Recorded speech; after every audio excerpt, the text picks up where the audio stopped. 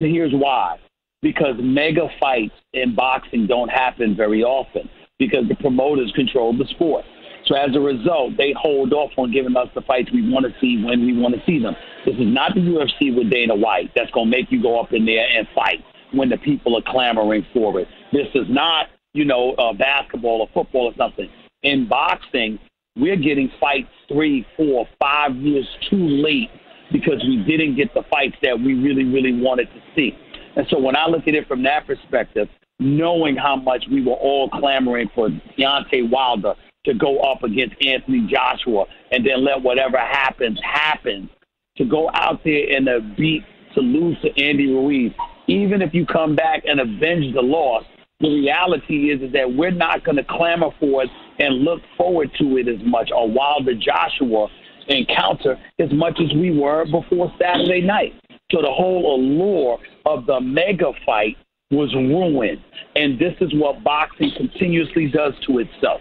We were lucky that it didn't happen when the Triple G fought Canelo, because Canelo and Triple G made sure they got in the ring with one another. We're worried about it with Terrence Crawford and Errol Spence Jr. eventually. We don't want anything to get in the way of that. But we didn't want anything to get in the way of Wilder versus Anthony Joshua. And guess what happened? Ruiz got in the way. And now we got to look forward to it. He's a good fighter.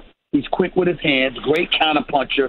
All of those things are true, even though he looks like the second coming of Butterbean or Jabba the Hutt. But the reality is that he ruined the mega fight allure that was Anthony Joshua and Deontay Wilder, and I blame Anthony Joshua's camp for that. And I'm so disgusted with it right now. I really am. I know you said on First Take this morning that Deontay Wilder texted you. Is the sense right now, is your sense, Stephen A., do you think, was Anthony Joshua a fraud? I'm not going to disrespect him like that because he's got boxing skills and he's got power. I think here's the greatest insult I can give to Anthony Joshua, which is clear about you taking something for granted. Somebody's got a license to knock you upside your head, throw off your equilibrium the way Andy Ruiz Jr. did to Anthony Joshua. You don't take that lightly. And whether he took it lightly or he simply was outmatched, I just think it was inexcusable for him to find himself in that position. And I don't look at him the same anymore. I think Deontay Wilder would take him out with one punch, probably in the first round, maybe as much as the third. But even if a miracle happened, he took the allure of the mega fight away from us.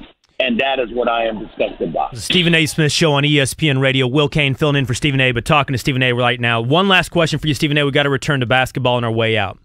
Paul Pierce said that this kind of game can break a team's psyche. This could break the Raptors' psyche. Whether or not I'm right, that the Raptors choked away an opportunity, or you're right, that the Golden State Warriors put this kind of pressure on anybody and it could force anybody to get cold. Is this the kind of loss that you think the Raptors can rebound from? Will they be back in this series, perhaps even starting in Game 3? Absolutely. I think it's the kind of loss they can rebound from because they were still in the game, and it came down to the wire, and they went on a 10-0 run and fought back and nearly tied the game. So I don't view it the way that Paul Pierce viewed it, but I will say it was a missed opportunity because you could have been up 2-0 if you made shots like you did in Game 1. You didn't do that, and that's really what this comes down to. The Toronto Raptors are a very, very good team. Kawhi Leonard is a superstar in this game. There's no question. But you lucked up the moment that Kevin Durant wasn't available thus far in this series. Because I'm here to tell you, if Kevin Durant was available, this wouldn't even be a series. They'd probably be down 0-2, or even if they were tied 1-1. It would be a foregone conclusion that the Golden State Warriors were winning this finals. That's not necessarily the case now. They've got a chance in Toronto to win this series. They can even it up, reclaim home court advantage, come out in Game 5, protect their home court, force a Game 7 if necessary. They can do a lot of different things. But I personally am just of the mindset that if Klay Thompson, Andre Iguodala, and Boogie Cousins are healthy and can play this series, the Golden State Warriors, even without Kevin Durant, will beat the Toronto Raptors in 6 games. If any of them go down, that's a different story. But it will take that in order for Toronto to win this championship. They're not winning the championship even without KD, if Iguodala, Cousins, and Thompson are ready to play. All right, man. Go enjoy your lunch. Thank you for your time. We'll catch you on First Take and this show again tomorrow. All right, man. Thanks for filling in. Appreciate you. All right, take care. That's Straight Talk, brought to you by Straight Talk Wireless. Everything for less, only at Walmart. What Stephen A. brought up there at the end. How much did the Golden State Warriors lose in this victory? Could they have won the battle but lost the war? That's next on the Stephen A. Smith Show with Will Cain. Your radio, your computer, your phone. Or just tell your smart speaker to play ESPN Radio. Now playing ESPN Radio. Take ESPN. Massively missed opportunity for the Toronto Raptors. I don't throw out that number randomly. When I'm being cute and I say 2, 3, 4-course meal, no. We're talking about a 10 tray, 10 entree, chef special that set the table for the Toronto Raptors. I'm not picking that number randomly. You could not come up with any less than 10 ways in which the Toronto Raptors fumbled away a perfect opportunity to take a 2-0 series lead in the NBA Finals. In fact, it's such an opportunity, such a missed opportunity, such a perfect situation for the Raptors that NBA analyst Paul Pierce after the game said, this one right here is the kind that can break a team's psyche. I think their confidence is fractured. I mean, I think it started there in the second quarter when they had a chance to really expand on the lead. Golden State pulled it within 5. Then they came out in the third quarter, went on this 18-0 run, and that really put a dent in their confidence. When you waste a game like this, that Kawhi Leonard goes off of 34 points, 14 rebounds, you lose this game. Now you got to go on the road in Golden State where they're as tough as anybody in the NBA. They know that it's an uphill battle from here on out. At least 10 different ways the Toronto Raptors managed to push themselves into a 109-104 loss to the Golden State Warriors last night. And let me walk through them with you.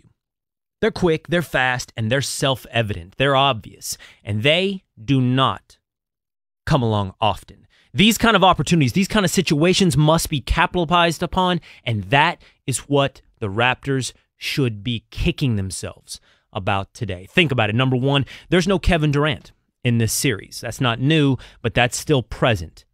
The best player in basketball is missing from this series. No Kevin Durant. What more? Number two, Steph Curry is reportedly under the weather.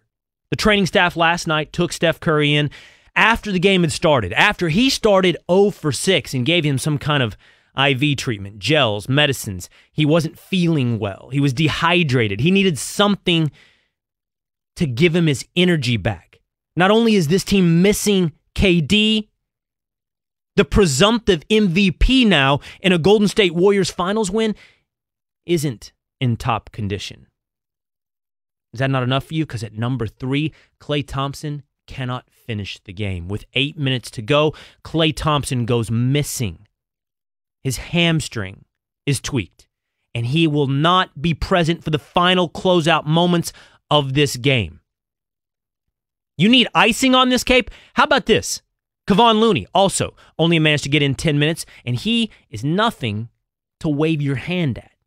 Looney's been good. Looney's been important in this series. He's also missing. How about Andre Iguodala, the hero of the game, the man who hits the game-clinching 3? He's fighting injury throughout this entire series. He's reportedly had 2 different MRIs on his left leg. He's fighting various injuries down the entire extremity. Add to that, now at number 5, Boogie Cousins, who was only supposed to play 20 minutes, has to put in 28 because this team is now so depleted. They're relying on Boogie Cousins to come through, and oh my goodness, did he come through. He was probably the MVP of this game with 11 points, 10 rebounds, every one of those rebounds necessary to secure this victory, 6 assists and 2 blocks. But still, the table couldn't be set more perfectly for the Raptors because while you had KD, Curry, Klay, Looney, Iguodala, and Boogie all either missing or hobbled to some degree, the Warriors gave it to the Raptors even more. Steph and Klay didn't score in the fourth quarter. That's number 7. Number 8, they went 5.5 minutes without scoring.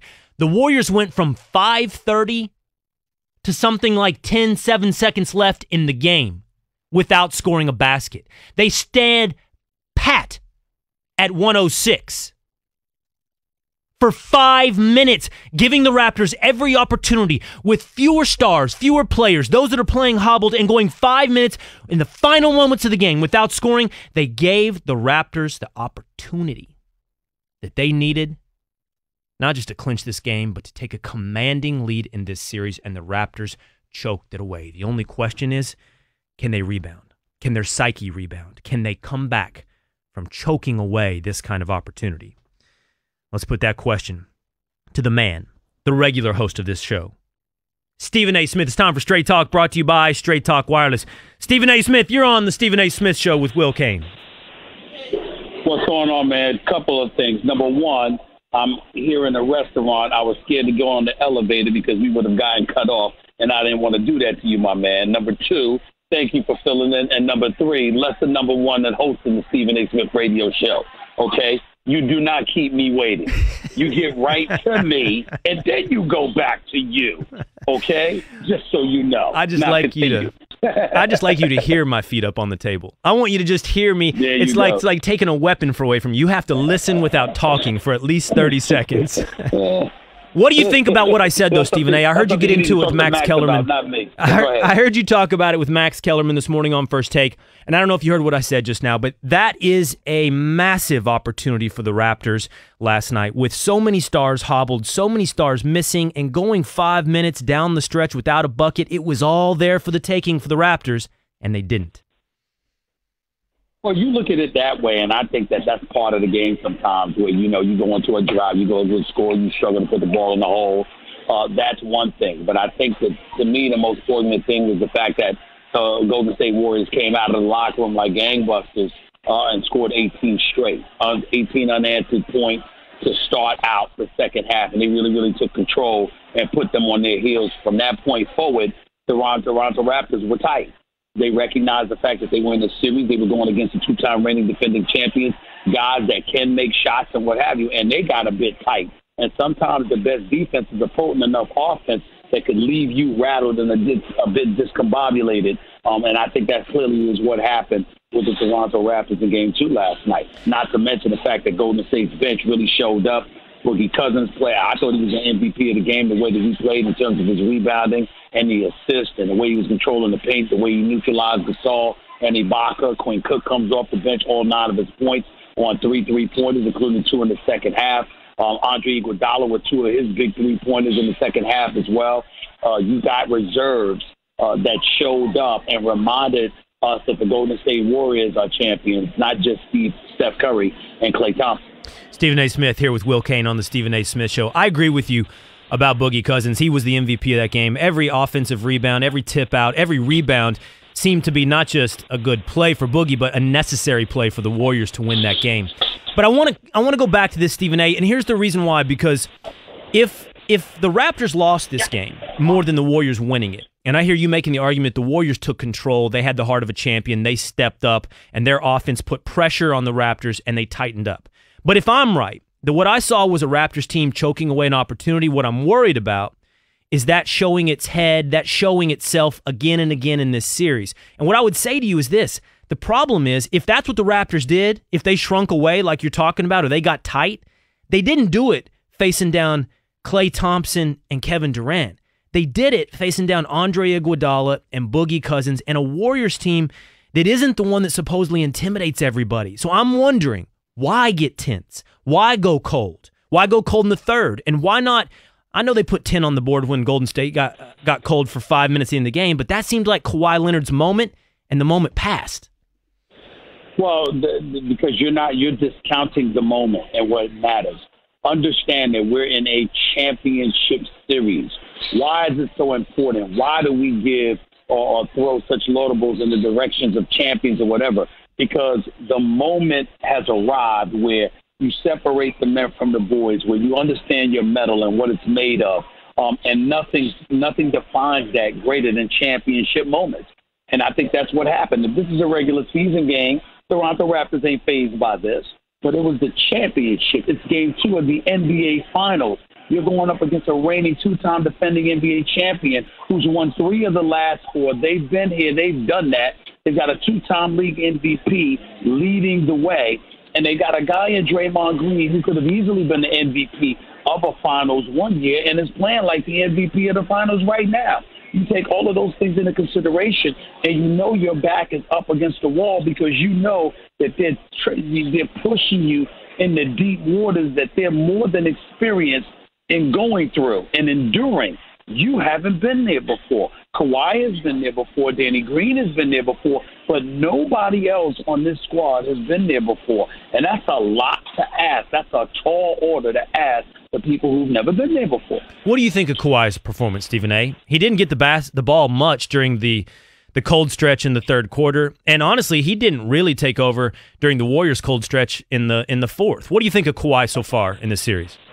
Well, I think he's been okay thus far. He hasn't been spectacular. He's clearly laboring with that leg injury. He's not 100%, I can tell you that.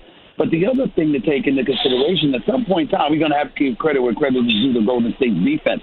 They are doubling up on Kawhi Leonard. They're suffocating him. They're forcing him to give up the ball. And more importantly, in some instances, they're dictating who he gives the ball up to because his primary weapon might be a Van Vliet, or it might be a Lowry, or it might be a Siakam. And 2 of those 3 are on the floor with him, and you've got those guys covered as well. So he's throwing it to the open man. But it might be a Serge Ibaka who looks tentative, or it might be a Marc Gasol who looks tentative. That's purposeful. That's the Golden State Warriors doing what they game planned for. So as a result, you've got to figure out how to overcome that if you're Nick Nurse. And more importantly, you're going to have other guys step up, the Siakams of the world, the Van Vliets of the world. Norman Powell, put him on the floor with the Kyle Lowry, with the Van Vliet at the same time, because all have the capability of being aggressive offensively. But these are the kind of things that you have to deal with going up against the Golden State Warriors, because what they do is specialize in making you do what you don't want them to do and beating them that way. Yeah, that's what they didn't do in Game 1.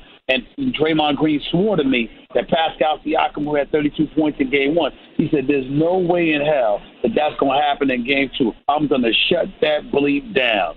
That's what Draymond said to me immediately after Game 1, and sure enough, it happened in Game 2. Yeah, that's fascinating, because I was just about to say, you would have to think after what you're just describing, Stephen A., that Steve Kerr after Game 1 said, if that happens, that happens. If Siakam can't miss, if he shoots 82%, then we're going to have to live with that. And, of course, Draymond said, well, I'm not living with it, and it didn't happen again.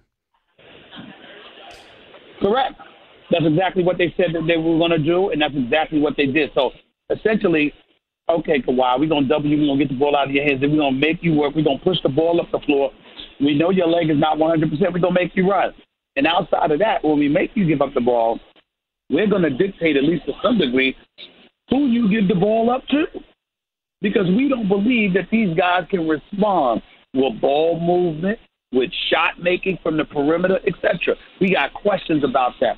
Show us we're wrong. That's what Golden State did in Game 2. That's why they won. Stephen A. Smith Show on ESPN Radio. Will Kane filling in for Stephen A., but hanging out with the man right here on his show. So I saw you tweet this last night. So you met President Obama, and he approves of your style? Is that what I heard? Well, I've met him before, but last night he saw me at the game. He was with Commissioner Adam Silver and Amar Rashad. He stopped to say hello to me, and basically said to me, "You come a long way, buddy." And I said, I'd like to think I've calmed down, because he said I'm working out in the gym. I'm watching every morning, and I'm usually working out and watching, going off about something. I said, I'd like to think I've calmed down. Wouldn't you say? He said, no, I wouldn't say that. I wouldn't say that. So we started laughing. And then after that, I said, okay, maybe I need to change it up a little bit. He said, no, don't do that. It's working for you. It's working for you. And then that was that. And then later on, before he walked in there, he said, who's winning the night's game? And I didn't want to tell him because I was scared the Warriors were going to lose. And then he came over. He said, all right, whisper it to me. Whisper it to me since you don't want to say it in front of everybody. And I whispered to him that the Warriors were going to win. And I ended up being right. That's hard to verify. I'm going to need to get the president in here to verify that's what you whispered. You don't have to, No. You don't need the president to verify that, because I said it on First Take Friday. prior to game 2. I said the Warriors will come back. This series notched at 1-1. They're going to the Oracle with the series notched 1-1. I said it Friday morning on First Take. I said it on my radio show on Friday as well. So you don't need the president for confirmation. I had already said it publicly. All right. Well, I'll tell you this much. While we're on the subject of predictions and superstitions, I need to get you on this. So Drake, you know what kind of bad luck charm Drake is, apparently, for anybody he's been rooting for. Drake was pictured in a picture with Anthony Joshua before his fight with Andy Ruiz this past weekend. And Stephen A., I know you love boxing, you cover boxing. You got to tell me what happened here, man. What happened with Anthony Joshua and Andy Ruiz? This is how big a shock is this? In boxing annals, considering the kind of heavy underdog Andy Ruiz Jr. was, it's something comparable. You think about Buster Douglas against Tyson. You think about Sonny Liston versus Ali. Hakeem Rahman knocking out Lennox Lewis, stuff like that. But to me, this was one of the worst ever. And I think that, yes,